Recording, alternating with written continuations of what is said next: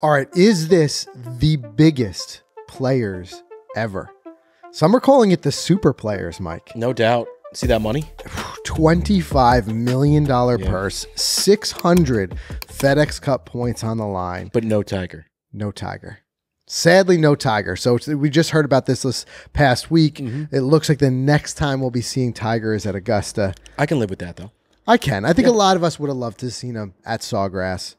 It always, no matter what, it elevates the viewership of the events. But I don't think they're going to have any trouble with viewership this week, that's for sure, because it's a huge event. And we've got a lot to talk about, even talking about what this does and where this places the live guys. Because, and we could debate this more in a second, but with live, now that they've recently heard and announced that they'll be eligible as long as they qualify. That's always going to be the big asterisk. It's getting harder and harder for live guys to qualify as they drop out of the official World Golf rankings. Right.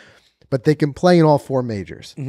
Well, now, as it's long been referenced as the fifth major, I got to think that the players now becomes the biggest event that they're not able to be in. Yeah, and there's definitely. got to be a little bit, especially from guys like, I'm thinking like Koepka. I'm thinking guys like Bryson, who almost won at the Players.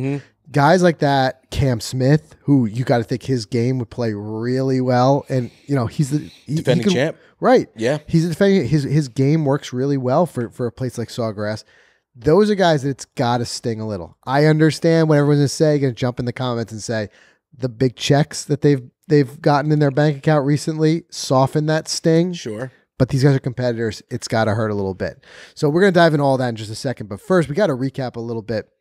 Because I love what I saw last week at the Arnold Palmer with Kitayama winning.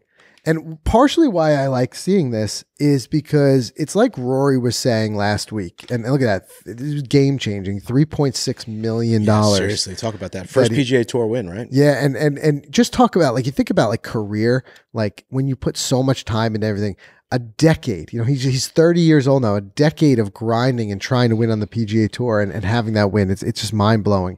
But well-deserved, because not only did he play incredible, hit some of the best golf shots I've seen in a long time. Yep. His inexperience with winning, he didn't let that get the best of him. He hung right in there, even with an unbelievable leaderboard of names. Stacked. He won that thing.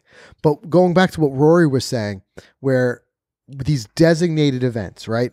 And if we start to move towards this, and we talked about this a little bit on the show last week, does this start to rule some guys out? And what Rory said, listen, you put a couple of good weeks together and you're in the designated events. Well, case in point here with Kitayama, who is not one of the top names, but now he's in the Masters. Yeah. He's in the Players. He's in the Open. I mean, this is just changing, and now you get a guy like that who can win their way in. Because the one thing that I was worried about with these designated events was that it'd be going to become the same faces week after week.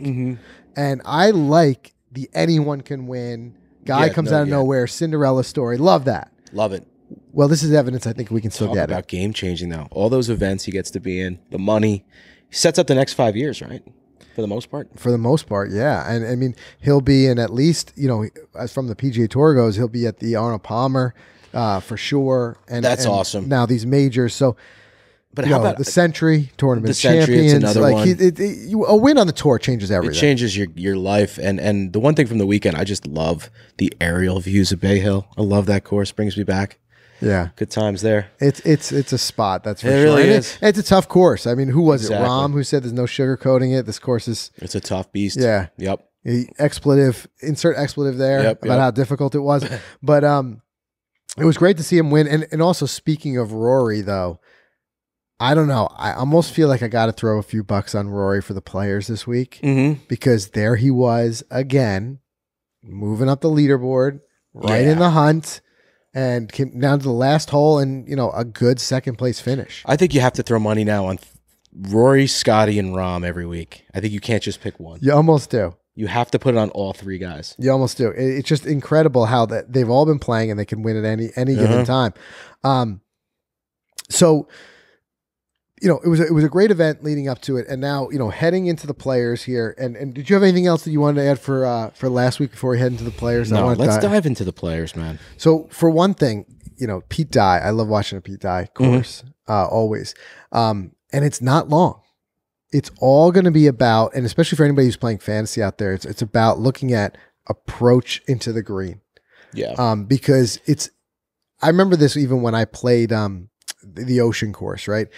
There's not a lot of scrambling that happens because you're missing the water often, with a lot of these greens and the way that they're protected.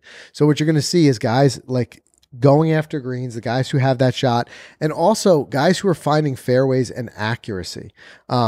We saw that with Cam Smith, which, by the way, it's going to be yet another event that doesn't have the defending champ because of Liv. That's right. But even when Bryson almost won at the Players, you think, okay, on paper, Bryson, distance guy, but Bryson was hitting iron off of almost every tee. Yeah, you have to. It's not long. It's like 71, right? 71. It's not a long course, but it's tight. It reminds me of the course we played when we first got to Sea Island, the retreat course. Yeah. But imagine the fairways, the size of the fairways was just cut in half. Right. You get that pine straw or pine needles, whatever, and those trees, and then you just got to keep it in the fairway. It's a tough track. It is. It's a tough. A lot of carving, slinging. It's a tough course, and that's what it should be. If you're gonna be like this fifth major, and like having somebody who just kind of like you want to be the cream of the crop that week. I would think it's top 3 hardest on tour. I wonder what the Players ranked hardest courses for them. Yeah, but I would think it's got to be top 3. And isn't usually the cut line somewhere around even for the Players? Yeah, for the most part, it's usually somewhere around even. So you see something like that, it's going to be a typical course. Yeah. Little piece of Players trivia for you here. The first year that they played at the TPC Sawgrass Stadium course, Players were getting back to the clubhouse, and they were so angry that they thought that the designer Pete Dye made it to embarrass them. Just love it. Just to embarrass them, and I just got such a crack up about that because that's great. I wouldn't be surprised if they weren't wrong. Yes, Pete Dye, he very much enjoyed making the toughest players in the world struggle a bit. And wasn't it his wife who designed the 17th? Yes, and that's the thing. She widely should get even more credit because she really did. It wasn't just like I asked my wife for her opinion here and there. She was in her own right very good with course design, and they did a lot of things as a collaborative effort. But yeah, and that's where that kind of comes from, like that kind of that heart shape for 70. But that's what I like too about this course in particular is you're going to catch excitement on Sunday because the back 9, especially it's like holes like 11 and on become a very difficult stretch. 18 is a nightmare. Exactly. And then you've got 17 and 18, which we've seen 2-3 shot swings happen. So you could have a guy who, on your fantasy team who's in the hunt or whatever, and then all of a sudden, like it could be out of it or into it very quickly. But it's going to come down to who's finding the fairways out there. It's going to come down to those approach shots and the flat stick. You look at a guy even like last week with Spieth, right? And at first it's looking like he's got a hot putter, and then it goes cold on him. Yep. And that type of thing. It's going to be who can stay hot the longest is going to be somebody who can come out this thing winning it. But massive purse, 25 million. So I think it's, what is it? What was the number? $4.5 million to the winner. That's like after like team payout and taxes, you're still a millionaire. You're walking away as a millionaire net. Oh, no doubt. Whereas back in the days where they're winning like 1.2, you might be lucky you're walking out of there with 200, 300,000, all that stuff comes out of it. But you're a millionaire and then some winning the Players. I got to think, even after taxes and paying your caddy and your team, you've got to walk out there $2 million at least. At least. It's huge money. There's no doubt, of course, the money is largely in response to Liv and wanting to keep these guys on tour. And there's no doubt about it that the PGA Tour wants to show these guys who are going to leave and go to Liv that this is what you're missing out on, because this is what they control. Yeah. They don't control the majors. They don't. So they're going to control their biggest event, and they're going to throw their biggest purse behind it, the FedEx Cup points, which obviously also translate to money, because you need those FedEx Cup points to be playing in the playoff for a shot at even like Eastlake, a no-cut event. Even if you don't win the big prize, you're walking away with out of there with money and an invite to the Century. Exactly. Yeah, it's cool. So there's a lot to be said there. But like I said, the one thing we won't see Tiger. And we saw some speculation, and I don't have a lot of news on it just yet. I want to find out and dig a little bit more into it. But Jack was talking about Tiger, and again, a lot of this is going to come through like the rumor mill. Like, I talked to Tiger, and this is what he wants. But we haven't heard it from Tiger's mouth yet. Yeah. But seeing Tiger possibly starting to do some Champions Tour events when he hits 50. Yeah, it'd be cool. And the possibility of whether he's going to do that with a cart or not. Do you realize how huge Champions Tour will grow? It'll explode. It's true. Wow. Totally. The ratings on the Champions Tour will be higher than ever before. Yeah. Because now Tiger's... Do you think he'll do it, though? I'm not saying there's no like less respect. I mean, the Champions Tour is amazing. It's awesome. There's winners there, guys who win, who have won, hugest names in golf. Yeah. It's a good question. But you hang up the cleats kind of before you head there. I think it's a big thing. Like Phil never did. He tried it, right? A couple of Phil was kind of still doing like the back and forth of playing on the tour. One or two. Or right. Furyk went over there, did a couple things. I think Tiger's main motivator is no doubt the majors. Yep. Right. And then his second big decision maker is how his body feels. Like, because he's going to do as much as he can do. It makes sense because he probably wants to stay in shape. And I think the Champions Tour is 3 rounds. And what did Tiger always say? He says, I'll play as long as I'm competitive. Yep. Right. So to me, it's like, what would be Tiger's motivation to play on the Champions Tour? To me, if he's healthy enough to play, he's going to play on the PGA Tour because he can still be competitive. I mean, we've seen where he made the cut at the Genesis. He can hang in there. Maybe it's a feeling of winning. It could. Why you think he's got such a better shot of winning on that? 3 rounds instead of 4. If he has a cart, if he's locked in that day, he could probably beat a field like that by like 10 strokes. Yeah. And now he's hoisting a trophy again. Imagine getting that feeling back. Sure. I still need to see a whole lot more though, because if he could have the cart, could he have it also as an exemption of a injury exemption on the PGA Tour? But even that brings it back. Like, I can't bring a cart where like the JTs and Spieths are not using one. But I feel like I'm cheating. But the other guys not many guys on the Champions Tour are using carts. Yeah, how many? But they can. John Daly. Yeah, but Daly, yeah. I don't know. To me, like, a definitive factor is like, if Tiger is going to say, I only have enough gas in this tank to play the majors and 4 or 5 other events, why would those not 4 or 5 other events be like the Players? Yeah, right. Right? But I guess maybe where they fit in the schedule. I was thinking but still, that he could use these events to keep his competitiveness up without having the crazy wear and tear on his body. So he's still super competitive going in these weekends. Maybe he plays in a championship or a Champion Tour event in between the Genesis and the Masters, but he doesn't want to walk Sawgrass and play the Players.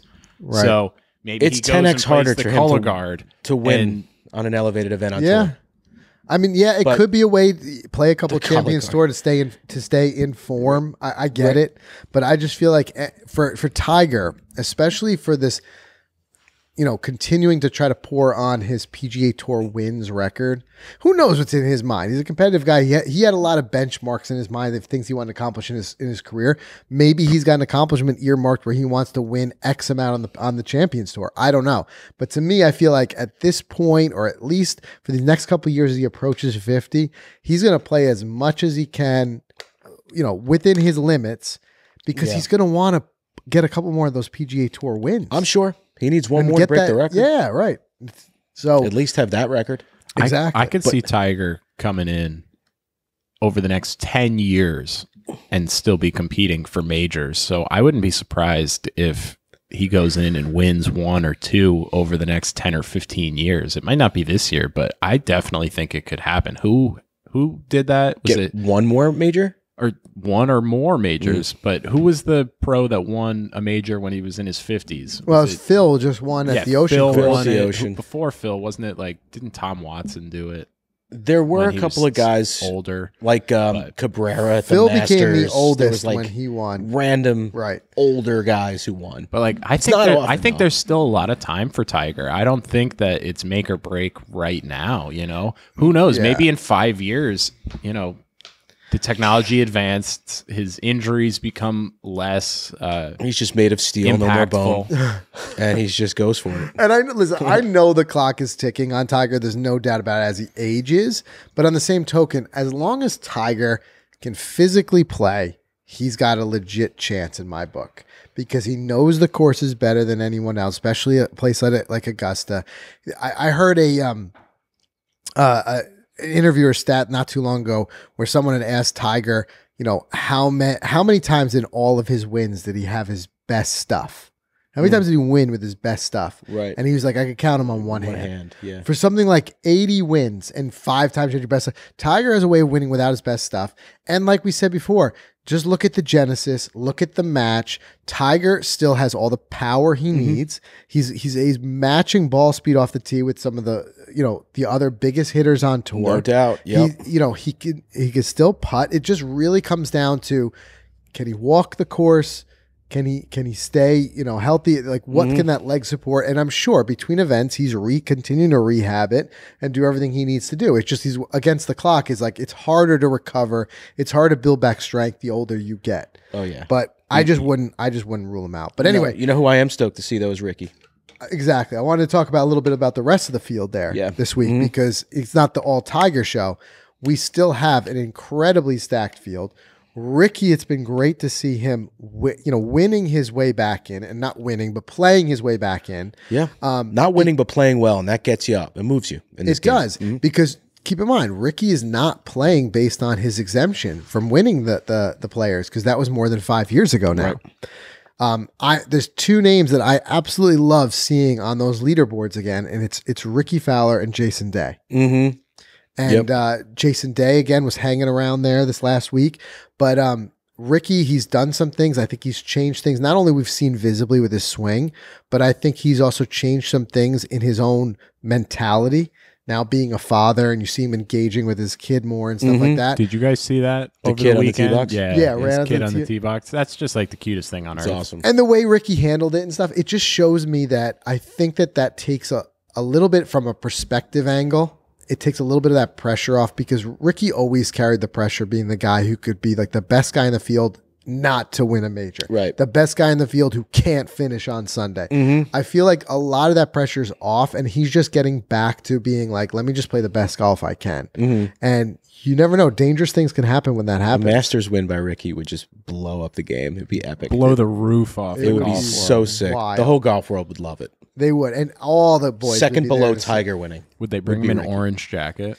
Yeah, right. I'll tell you what, all the players would be out there lining up to congratulate him, because he's always been so supportive of everybody else out there. Yep. But you've got, of course, we talked about before, Scotty Scheffler. You got, of course, John Rahm, who could win anyway. I mean, they're just all so sneaky good. There's so many. This So is your good. feature group. This is Scotty Scheffler, Rory McIlroy, and John Rahm in the feature How about that group? And check out the I other won't be group. changing the channel. But you know what? I think you could put together like 6 featured groups. That's how many. Yeah, the other one's pretty dope too. JT Spieth Homa. Yep. And I think they rank it by world rankings. Either way, it's incredible, like how stacked this field really is, and it's got to be. I mean, go back to a second for the live thing.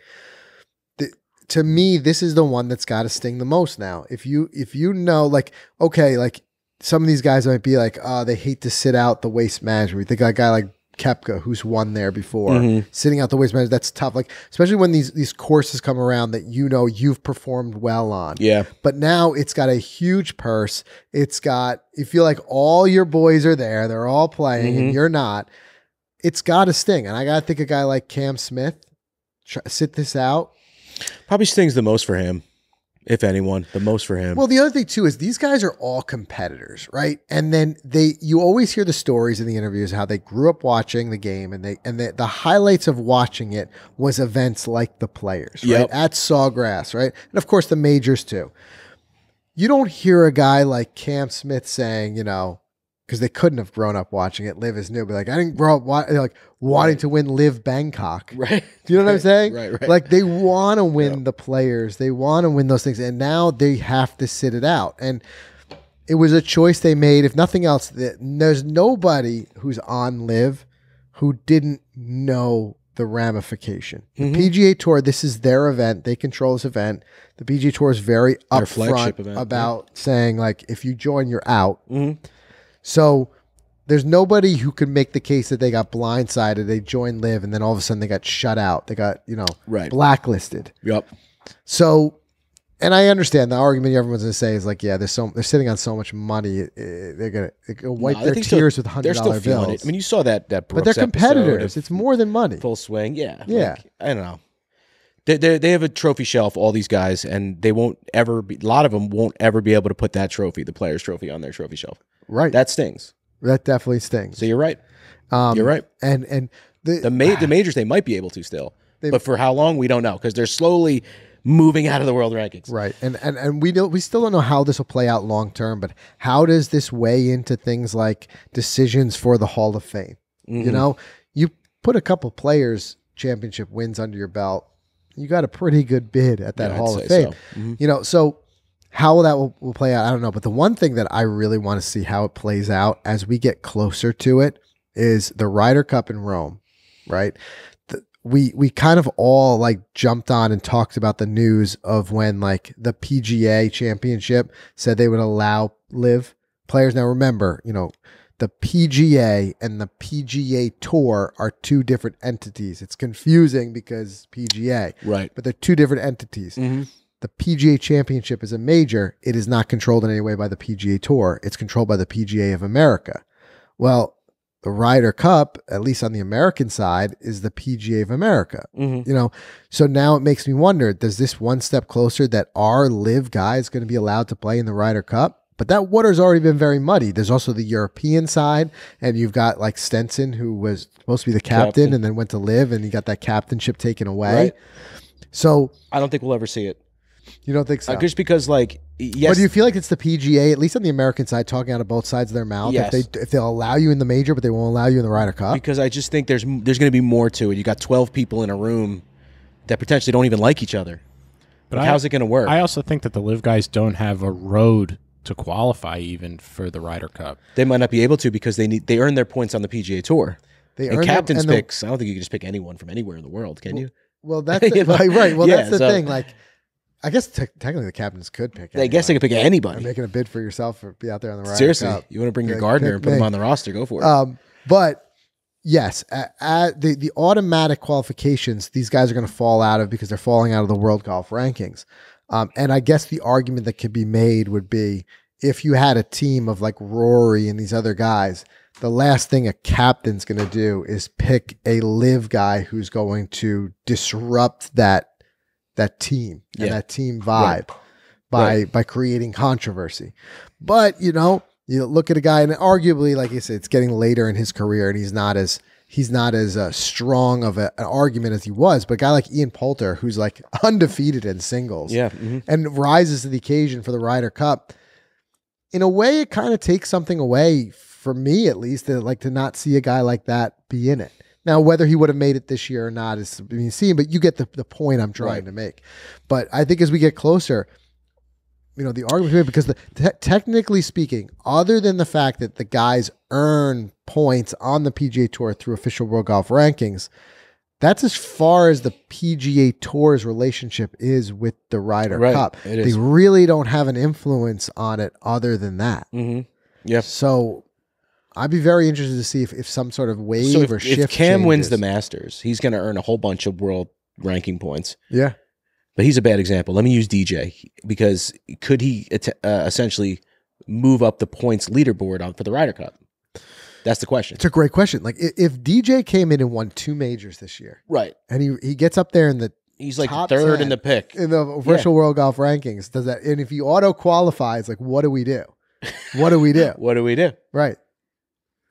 Do you guys think DJ and guys like of his caliber are planning their entire years around the majors? Like obviously they there's probably no doubt they're gonna are, bring it. But do you think this year specifically there's an even higher motivation level for them because they were allowed in these events and all the grief the PGA Tour has been giving them? 100%, because all these guys, they want to prove themselves as still being competitors, because a lot of us were saying the idea of being like, well, they're on live, they're not competing against as big of a field, it's not as difficult of events, it's not 4 days, so they want to prove that they still have it. Mm-hmm. And I would imagine that Liv, Norman, all these guys are going to give those guys every resource they possibly need, because there's no bigger PR win for Liv than a Liv guy winning a major. Yeah. So whether it be the schedule being a little bit eased up so they can do more practice rounds around majors, whatever it is, those guys are going to get every resource that they need, because,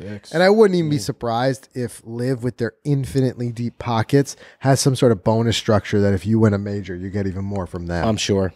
Because of the PR. I'm sure. They're just going to get a palace in Saudi Arabia. They're going to get something They big. get their own oil well. Yeah, seriously.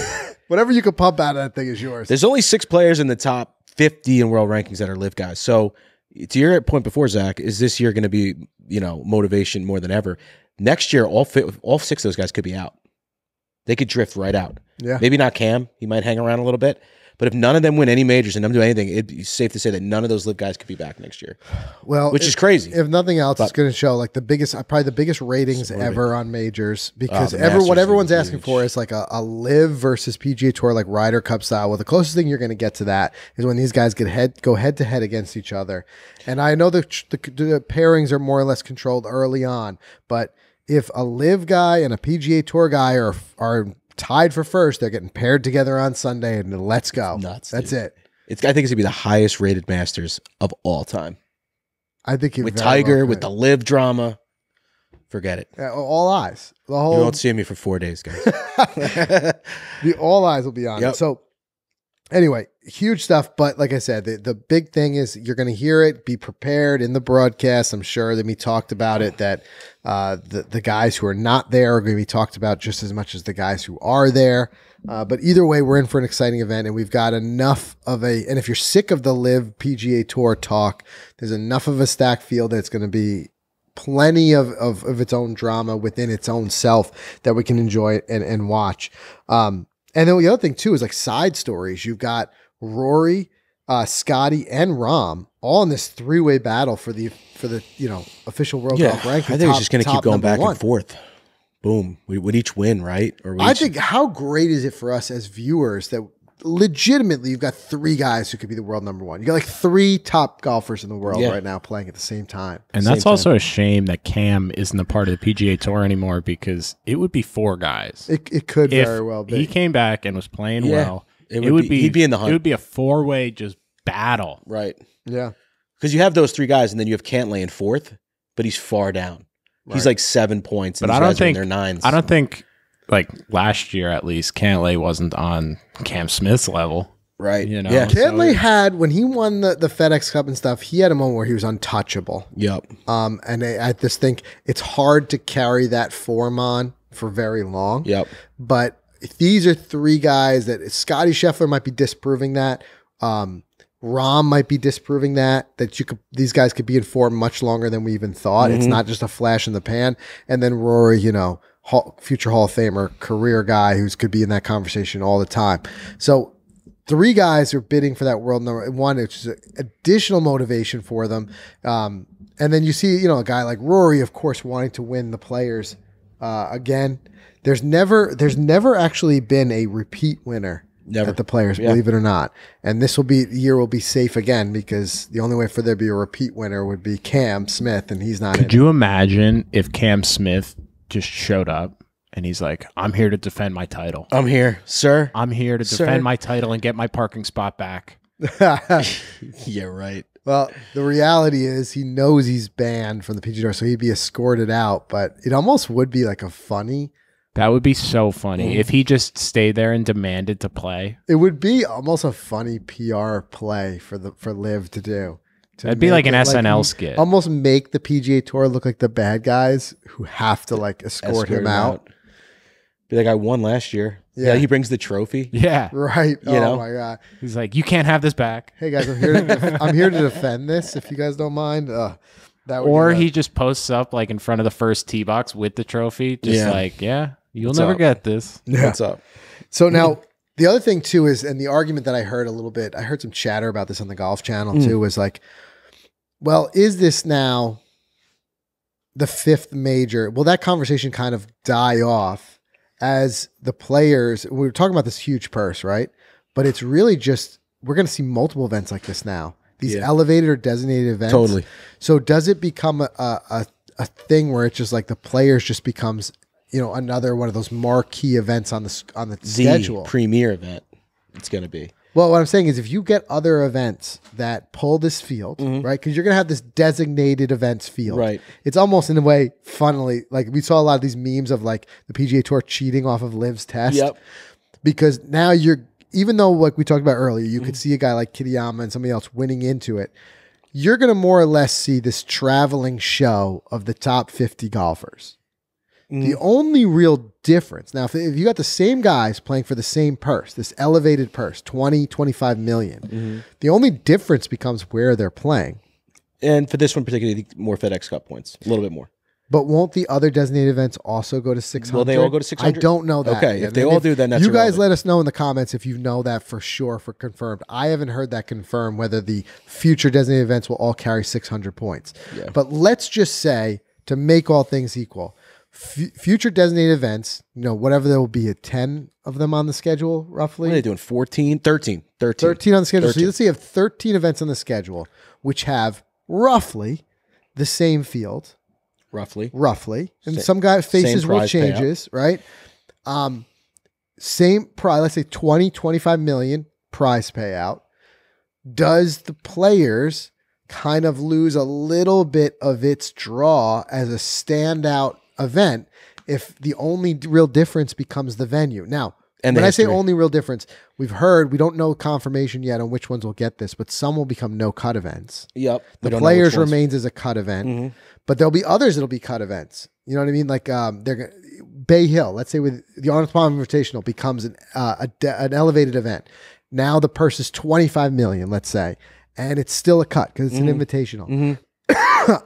As Rory said, the invitationals will retain their cut. What to you becomes the designator that the players and it's probably just the history and like you said, the venue, the history. Right? That's it. The unscriptables, the untouchable parts of it. Right. I honestly think they have these elevate events and they should do these 2 super events on top of the elevate events and literally just bring the bag to the players. Like 50 million, first prize gets 9, and then do it with the final at the end of the season at East Lake. Yeah. Bump that thing up to 50 million and give first place like 20. You know what I mean? Like really blow it out. I like the idea. I mean, especially being the PGA Tour's like premier event, like always keep it a little bit more. But I'm saying if they don't, and it remains to be seen, if it kind of stays the same, what designates it as that? And maybe they don't want to be considered the 5th major anymore. Maybe they just want it to be another premier event or whatever it may be. Speaking of which, though, there's only one player in the field who has a valid excuse. He for not making it into the field. Ben Taylor, did you see this? It's his wedding. Oh, really? So hold on. But I got to think about this. You got a guy like, okay, like the big thing always people say is like, don't plan your wedding on Super Bowl Sunday, stuff like that.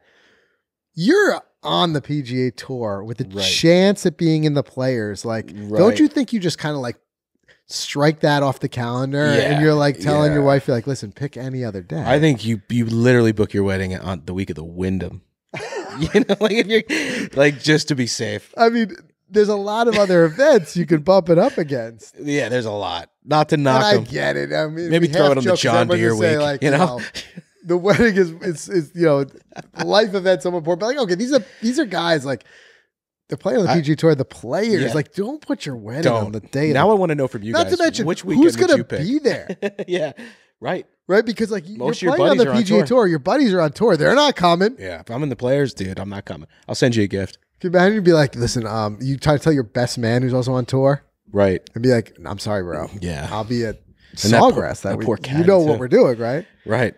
Like that caddy's got to be like, bro, of all the weeks you could have taken off for this wedding, you choose the one that's the most expensive one ever. Right. It's most just lucrative. Like, to me, like what would even be the driving factor that would make you put your wedding, if you are eligible to be in the field for the players, what would be the driving factor? Is it like, oh, sorry, honey, that was the only weekend we could get the venue? Right. Yeah. I know. Seriously. Well, I think I'd be like, well, let's get married somewhere else. If it happened if they booked Masters week and he won months leading up and got in, then what do you think he does? That's a tough one. I think you postpone. I think you postpone the wedding. Spouse has to understand.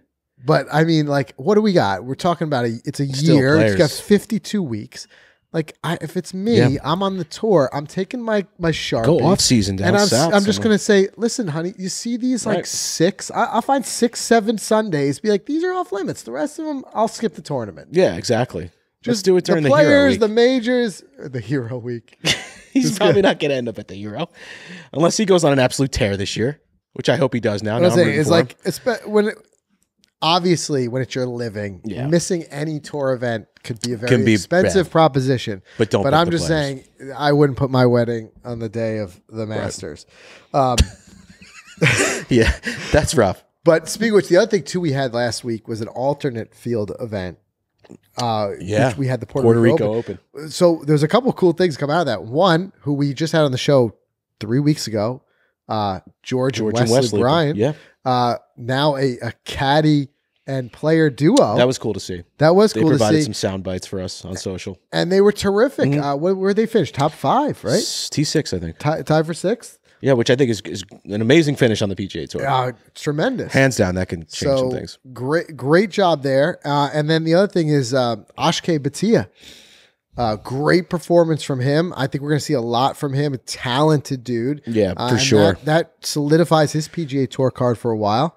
And sometimes that's all these guys need is like a road into a couple events. That's and it. Things can change in an instant. That's it. We've been seeing a lot of people like even Brandon Wu's been playing great. He was on the show, local guy. A lot of guys I'm rooting for. Still rooting for James Nicklaus on the Corn Ferry. I'd love to see that guy get up there and do some things. To me, it's just astonishing the level of talent that's just floating around like that PGA Tour purgatory. You know, you're just so close. You're knocking on the door, and it just takes getting hot at the right time or whatever it may be, but it also just shows you how strong these guys really are. I mean, we've learned it a little bit from some of the training facilities we've been able to access and things like that, where it's just like, you understand these guys they're not looking to like where us be like, I discovered something about my swing, I fixed it, whatever. Yeah. They're just getting like these minute 0.5% better, and that's the only difference between them being in the field and not being in the field. It's really incredible. But anyway, another interesting story. Did you see this? Like, Zach, you pulled this up for us. Is you donate blood and you get a free ticket to the practice round? Yeah, that was a pretty cool one. So last weekend, Saturday and Sunday, you were able to go to TPC Sawgrass, and in the parking lot, they had a blood drive going. And if you donated blood, they would give you a free ticket to a practice round. So it's either a Tuesday practice round or a Wednesday practice round.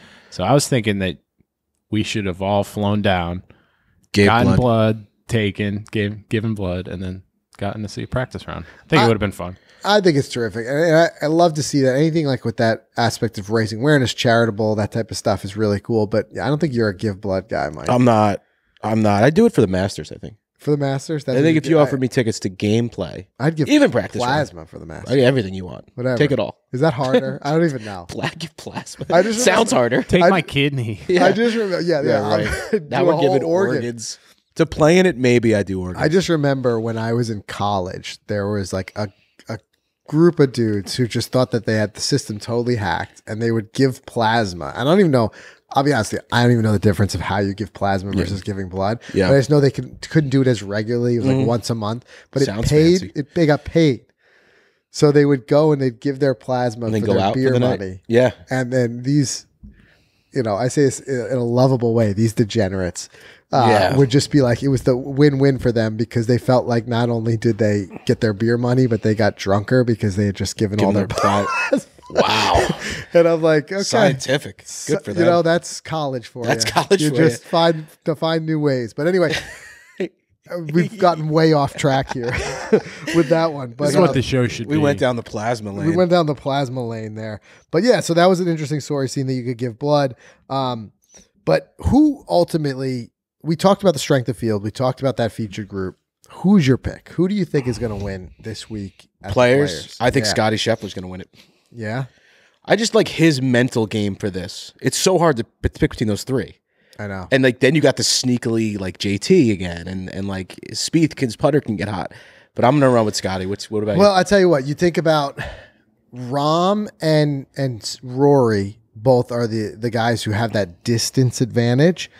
And we talked earlier, like you don't need that here. You don't. Scotty's got the dart advantage. But the thing is, like I said, Rahm and the way that Rory's been playing, they're not just those guys you just throw them in that distance bin. Right. They've got everything else. They got everything else, yeah. So it really comes down to like who gets that hot putter. But I think that if I'm going to put money on just one guy, I'm going to put it on Rory just because he keeps knocking on the door and he's got that ability that he can come through and win this thing. But I think it's either going to be that or I think it might be like a total surprise. Like a Kitayama back-to-back? Oh my God. Kitty out of back-to-back. That would be legendary. Legendary. No, what I'm more so thinking is a guy who has not been clicking at the right time, a guy like JT. Yeah. I would watch out for JT, who sometimes these guys, as quickly as they can pop out of form, they can pop back into it. Yeah. Mm-hmm. And he's the type of guy that normally I feel like this fits him well.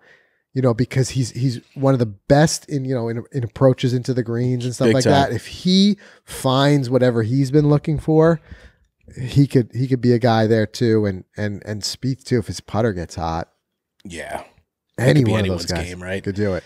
But anyway, this is a good spot. We'll take a quick break, do a word from our sponsors, and we're going to come back with a couple more news headlines from the week. We want to talk about some funny stuff going on. But also, Zach, you're going to test us a little bit. You got a little bit of a players trivia lined up. Yeah, a little bit of players trivia. All right. Yeah. So we're going to dive into a little bit of players trivia. You guys can play along as well. Let us know how many you got right in the comments. Let's do a quick word from the sponsors. We'll be right back. All right, to be your best today, you have to outperform the player that you were yesterday. For some, it might be breaking 80. For others, it might be breaking the course record. And for all of us, it's playing a golf ball we know will help us get the most out of our golf game. The new Titleist Pro V1 and Pro V1X are the most advanced to date and will help reward your best swings like never before. Both models are longer, even more consistent, and feature unrivaled control. So here's the difference. The Pro V1 is the best combination of distance, spin, and feel in the game and delivers penetrating flight. And the Pro V1X, which I play, it flies higher, it spins more in the short game, and still gives you that low spin on longer shots to maximize your distance. But you can find out more about both models, Pro V1 and Pro V1X, including which is best for you.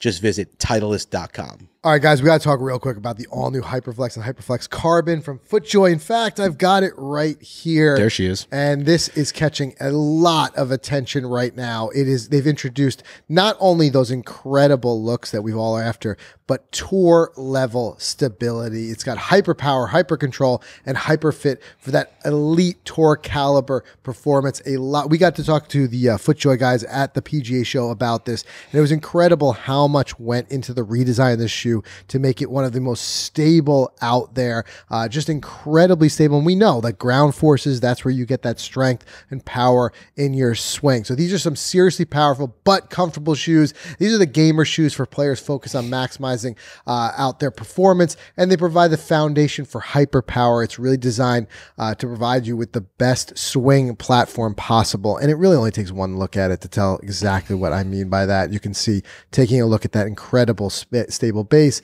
the carbon on this one. I love the Hyperflex Carbon, and it keeps you in place for hyper control, because all FootJoy thinks about is how to design a shoe that helps you play better. They keep you dialed with that hyper fit, because a shoe that doesn't fit, it really reduces your power input. Think about it. If it weren't snug through here, you'd be slipping around. You wouldn't be able to use those ground forces. That's just a fact. And anyone who's ever put on a really stable shoe base knows it. Put a swing or two in with these, you're going to feel it. So check out the new Hyperflex and the Hyperflex Carbon today at footjoy.com and hop on it, because we've seen it before. Some of the best shoes, best performing popular shoes, they tend to sell out really quick. We saw it with a lot of the premieres last year. I won't be surprised if we see that with these. So getting ready for golf season coming up real soon. These are your bad boys. Go check them out. The Hyperflex and Hyperflex Carbon, footjoy.com. All right, let's get back to the show. All right, so before we get into our players trivia, one other thing that came across the news headline last week was the Masters coming in ranking 4th most expensive for tickets for sporting events in the world, and it's just because, like, you think about it, events like this, they could basically make that ticket price any price and sell out. You know? Exactly, because you're on a waiting list and it's so exclusive to get into. So So it could be number one. I feel like it could I think it be. could beat the Super Bowl. I've always, though, respected the Masters for the way that they don't gouge people. And I understand that's a kind of a weird statement to say when you're saying that's how expensive the tickets are. Yeah. But like when you are on the grounds, Everything's it's cheap. crazy. Like beers are what, like $3? A sandwich is $3. $1.50. Yeah, crazy low. To me, I personally think the opposite. I think that the price tag should be as low as possible, being it's so exclusive. The hardest ticket to get. Yeah. So you're on that wait list, then you get the ticket. The ticket should be less than any other event Almost free. of the year. That's what I think, because like Augusta National, they don't need any more money for the amount of money they that's still flowing have to through make their that money place. somehow. I know they make a lot through broadcast, but they got to make their money somehow. But what I mean is, you ever have these like events where you pay out the nose and then you get there and you're still paying and paying, like beers are $14. Yankee Stadium, you know, stuff like that. It gets really outrageous. I'm even thinking like nowadays, like concerts are like that. But I just bought Guns tickets for I think it's August. Yeah. They're so expensive. They're crazy. I was so lucky. I got in really early and I got tickets for, it was like $200 a seat, right? I got pretty good seats for $200. And then I quickly like was telling my brother about it and he was hopping on to get it. And I'm talking minutes later, he was $500 a seat. Yeah. So even as expensive, would you say this for sporting events still don't quite rival concerts and those other types of Well, events. yeah, you hear about those Taylor Swift concert tickets on Ticketmasters. Yeah. Going for Those are a hotter ticket than the Masters. Those might be hotter tickets than the Super for Bowl. like nosebleeds. Yeah, or look at even ones like Pearl Jam, who like consistently try to control for that, and they can't, and like even they can't stop it. They've had the battles with them. Yep. So do we know what the ticket price worked out to for the Masters? I personally don't know. No. If you even, because the thing is, you Aren't don't they like even, $75. I don't think I don't think they can be $75 and be the fourth most expensive. Right. Well, that's what I want to find out because that's why it blows my mind. Because when I always put in for them and you put in for the days you want, it shows you the price. Google it and see how much it is. And they're really not that much. Does it show you the price? Because I thought you didn't even get the option to buy it or see them until you got in the lottery. Because you put in for the lottery for the tickets. Right. Right. And then you get the notification, hey, you're in. And then anybody who gets that notification buys tickets. Yeah. I mean, let me see. I'm on StubHub now. That's after the No, fact. that's aftermarket. Yeah, me too. Yeah. No, that's aftermarket. And that's not even viable. A week-long badge will run $450. But I would question the viability of any of that, because if you sell your Masters tickets, you get banned for life from tickets. It's saying $375 to $450. Now you never know. Like there might be some people who are just like, I'm not a golf fan and I'm never going to go to the Masters. I'm going to put in for it every year. If I ever get it, I'll just sell it. And if I get banned, who cares? I'm selling them. Once it hits resale, it'll take. Average tickets go for about $115, but once it hits resale, they could go anywhere from $1,000 to $4,000. Yeah. See, that's the thing. I guess what they're factoring in is probably some of that resale. And that resale, it's a dicey market because the Masters doesn't let you sell your tickets.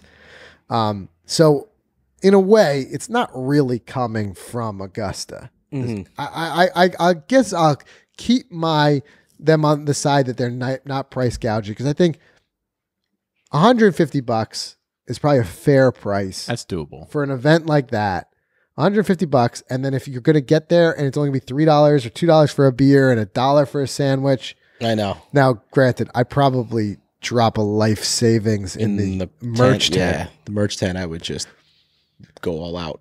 I got a Zach move in the airport. I got people going to the Masters this year. If we want anything from the merch tent, so just let me know. Just mail them the Golficity credit card. See, it's cool, and I love it. And we've had some thankfully, some really awesome listeners who've sent us some stuff. Yep, I'm got a looking flag at it right now in 2021 from the Masters. Yep. And I love it. I love the merch stuff, but for me, the merch becomes something different and more elevated when it's as a memorabilia for me that I went. Yeah, of course. I love it. I would collect Masters stuff all day. Yeah, there you go. There's the U.S. Open. Yeah.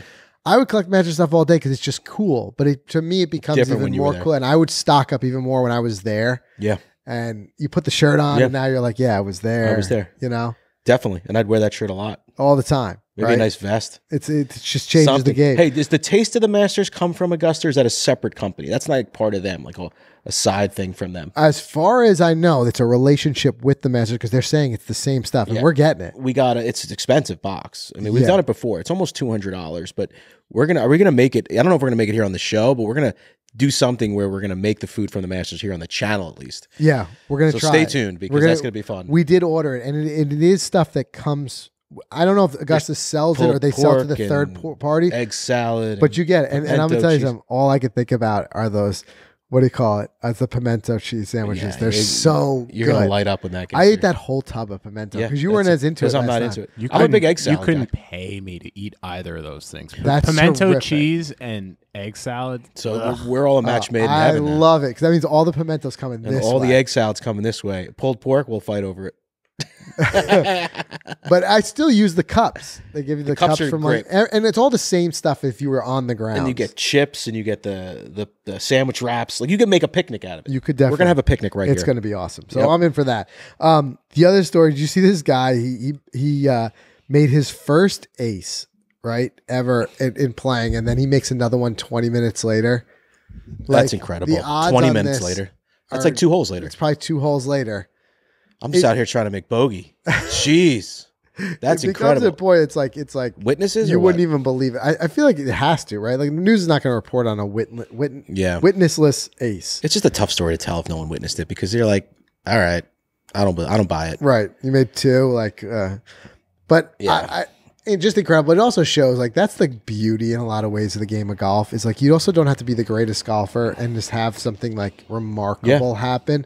Like I've even seen like you see it pop up on social media like kids playing for the first time. Clearly they're not great golfers. They're like playing for the first time and they get a hole in one. It's awesome. We've witnessed hole-in-ones on our channel. The guys behind us have gotten holes at the Cradle at Winding Hills. Yeah. Are they always behind us? Always behind us, like on the hole, right? Like we warmed So it the up. hole in one just skips a generation, so Yeah. to speak. We warmed the Skips holes right up for the over people us. behind us, guys. Yeah. Do you just quit golf at that point? 2 aces in a round? Or are you just like, I'm done? It's No, never I gonna think get. It's the- never getting better I than think this. complete opposite. I think I'm trying to punch my tour card at that point. I'm going fueled all out. up. Going to the Right. range every day. Like for me, I just take it the other way.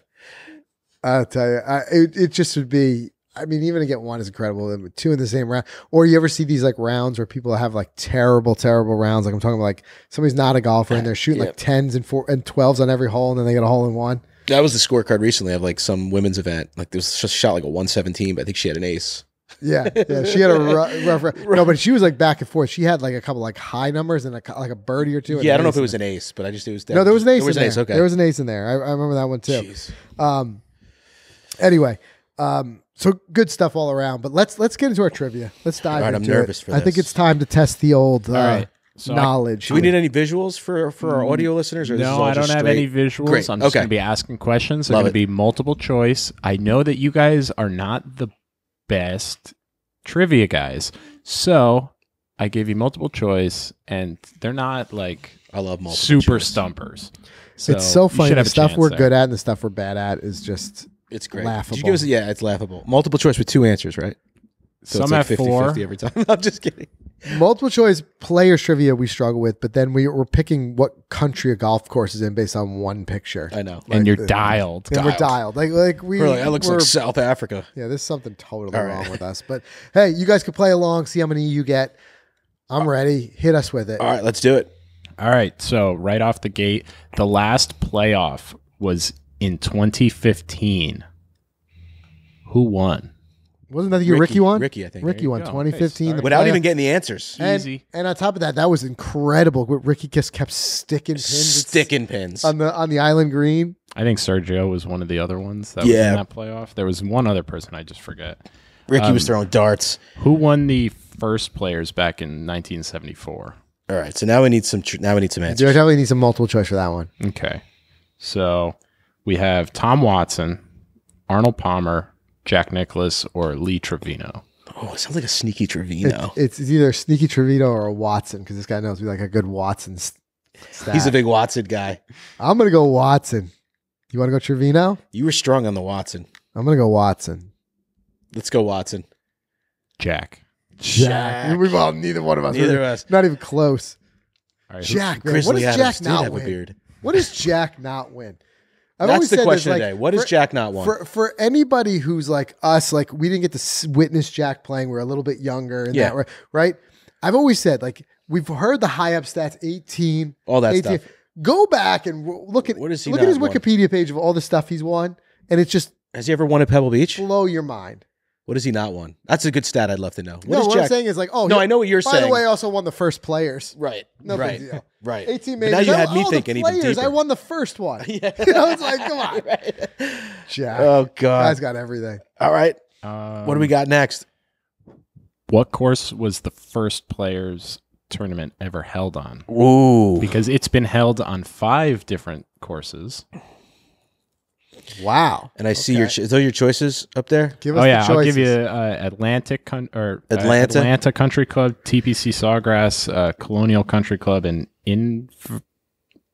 Invery. I'm Oh, not it really sure sounds how like to say I've that. heard that name like in history. That Invery Country Yeah, Club. something like that. I don't know how you can read that from here. I can't. I see Yeah, I'm nothing trying but blur. to not let you guys read that. I got that because 2020 deep. All right. Well, just give me them one more time. Atlanta, TPC. TPC, Colonial, or in. I don't know. Your scrolling is just Yeah, because I don't want you to see the right answer. Just 'cause the listen right to them. answer's on there. they're on there. Just listen to them. Don't read it. Okay. Yeah. Atlanta. I don't know. I'm trying to rule it out. Like I think it has to be a southern course. What was one of them? I Did you think say they're all Colonial? Southern. yeah, Colonial. I don't think it was Texas. That's Colonial. I don't think it would be moved from Texas to Florida. It could be. I mean, Southern. I don't know where this Invery is. Inverary.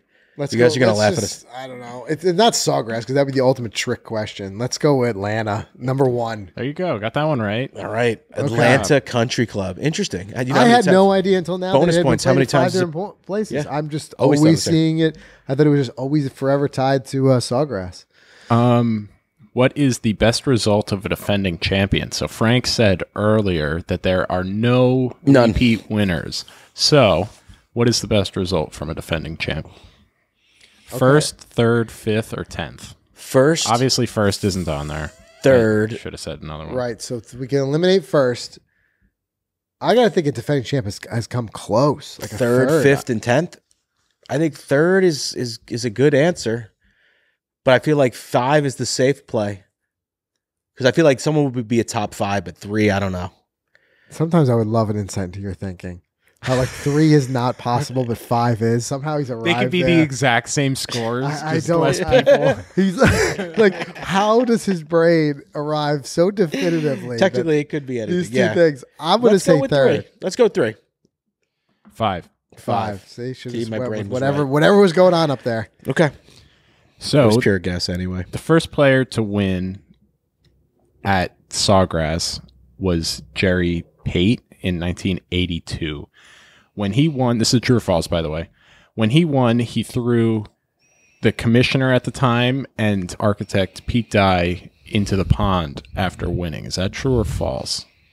I heard Took him and just tossed him right in. something like that, right? I thought Pete Someone Dye got thrown jumped in. I didn't know maybe it was throwing. Yeah. Someone went in the water, I think, at Sawgrass. I don't remember who it was. Well, didn't but- they start the tradition of jumping in? Yeah.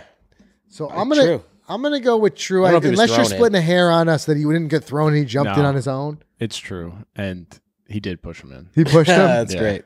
That's great. All right. Who's the first European winner of the Players' Championship?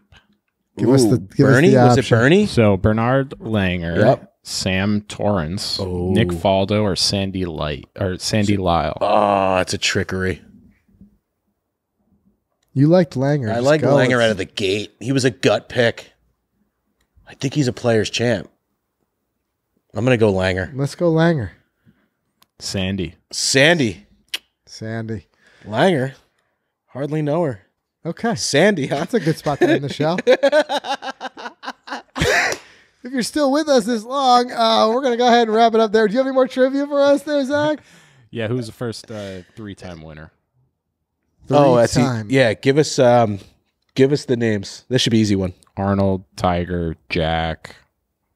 I'm only going to I think it's Tiger. It's Tiger, right? Tiger's got It is Jack. It's Jack. What? Jack wins everything. Sorry. Come back to that. Jack wins Wow. everything. We stink. That's a great question, though. How many wins does Tiger have in 2. the players? 2? Respectable. All right, guys. Like I said, when the show goes this far off the wheels, we are ready. Yeah, we're done. To cut it. Enjoy the players this week. Hopefully, you got more of these trivia questions than we did. Like I said, we're never that good at trivia, but we have fun doing it. Make sure you subscribe wherever you get your podcasts, and we'll see you next week.